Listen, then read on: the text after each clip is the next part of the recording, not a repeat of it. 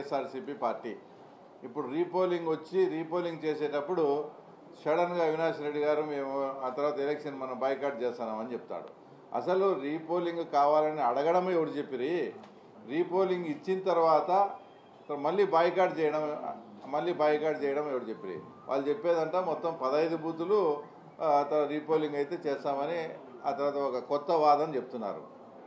నిజంగా మీ దాంట్లో న్యాయం ఉండి నిజంగా అవకతవకలు జరిగి ఉండి 15 బూతులు మళ్ళీ రీపోలింగ్కి వచ్చినా ఇప్పుడు పెట్టిన 2 బూతులు అయితే మళ్ళీ రీపోలింగ్ రావు కదా. ఈ రెండు బూతులు అయితే ఎలక్షన్ ప్రాసెస్ జరగాలి కదా. మీకు నిజంగా ప్రజాస్వామ్యం పట్ల కానీ తర్వాత మీ పార్టీ పట్ల కానీ విశ్వాసము మీ ప్రజల పట్ల ఏదన్నా ఉంటే ఈ 2 బూతులు అయితే ఎలక్షన్స్లో పాల్గొనాలి కదా. ఈ 2 బూతుల ఎలక్షన్ నువ్వు ఎందుకు బాయ్కాట్ చేస్తున్నావు? మీకు క్లియర్గా తెలుసు ప్రజలు ఓటేస్తే మీరు ఓడిపోతారు. దానికి ఇప్పుడు మీరు క్లియర్గా మీరు కానీ మీ ద్వారా రాష్ట్ర ప్రజలు కూడా ఆలోచన చేయండి. రీపోలింగ్ కావాలనేది వాళ్ళే, ఇప్పుడు 2 పెట్టినారు, వాటిలో మీరు పాల్గొనకుండా మీరు బాయ్కాట్ చేసి పారిపోతున్నారంటే దాని అర్థం ప్రజలు మీ వైపు లేరనేదే. ఒకవేళ మీరు అనుకునేట్టు నిజంగా అన్ని రీపోలింగ్కి వచ్చినా ఈ 2 అయితే మళ్ళీ తర్వాత రీపోలింగ్కి ఏం రావు కదా. ఇవి రీపోలింగ్కి వచ్చినట్టు మళ్ళీ రావు, ఒకవేళ వస్తే మళ్ళీ పట్నుండి వచ్చేటే ఈ 2 కూడా బాయ్కాట్ చేస్తారంటే ఇది నిస్సిగ్గుగా మీ పారిపోవడమే. ప్రజలు మీ వైపు లేరనేది వాస్తవం. కాబట్టి దాన్ని తప్పించుకునేదానికి ఈరోజు వీళ్ళు బాయ్కాట్ చేయడం జరిగింది.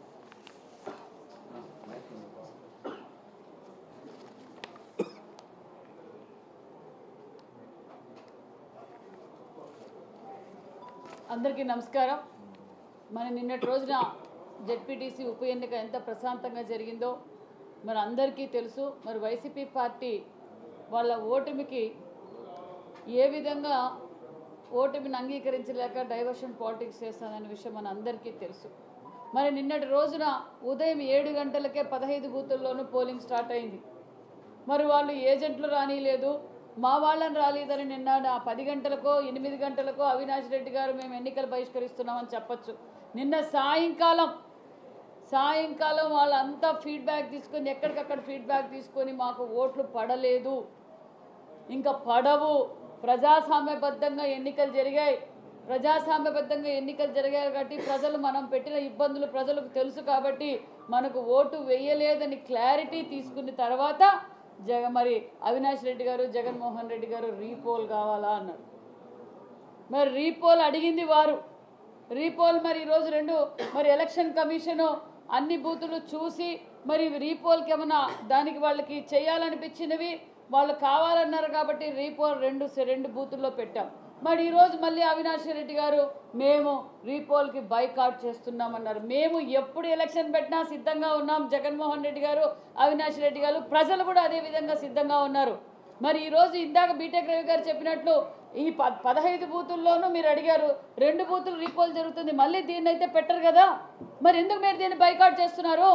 ప్రజలే మిమ్మల్ని బహిష్కరించేశారు అన్న విషయం మీకు తెలుస్తుంది. మీ డైవర్షన్ పాలిటిక్స్ చేయడంలో మీకు అలవాటే.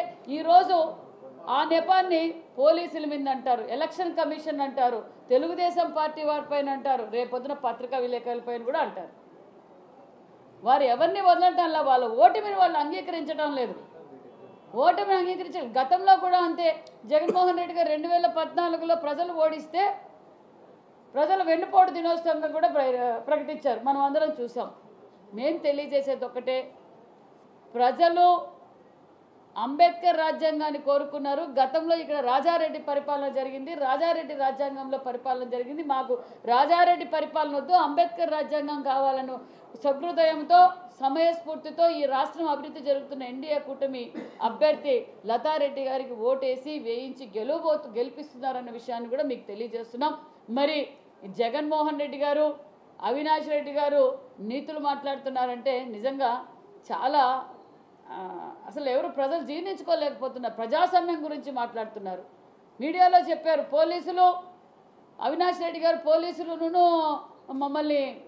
పోలీసులను టీడీపీ వాళ్ళు మమ్మల్ని నా ఏజెంట్ ఫారాలి లేదని. మేమేకినా ఎలక్షన్ 1 సైడ్గా చేసుకోవాలనుకుంటే ఒంటిమిట్టిలో 11 నామినేషన్లు పడేటివి కాదు, ఇక్కడ 11 నామినేషన్లు పడేటివి కాదు. మాకు రాజారెడ్డి పరిపాలన వాళ్ళు గతంలో అలాగే చేశారు. రాజారెడ్డి రాజ్యాంగంలో మేము క్లియర్ కట్గా మేము అంబేద్కర్ రాజ్యాంగాన్ని, చంద్రబాబు నాయుడు గారు ప్రజాస్వామ్యాన్ని ఎలా విధంగా కాపాడుతారో మీకు అందరికీ తెలుసు. ప్రజాస్వామ్యబద్ధంగా మేము ఎన్నికలు నడిపాం.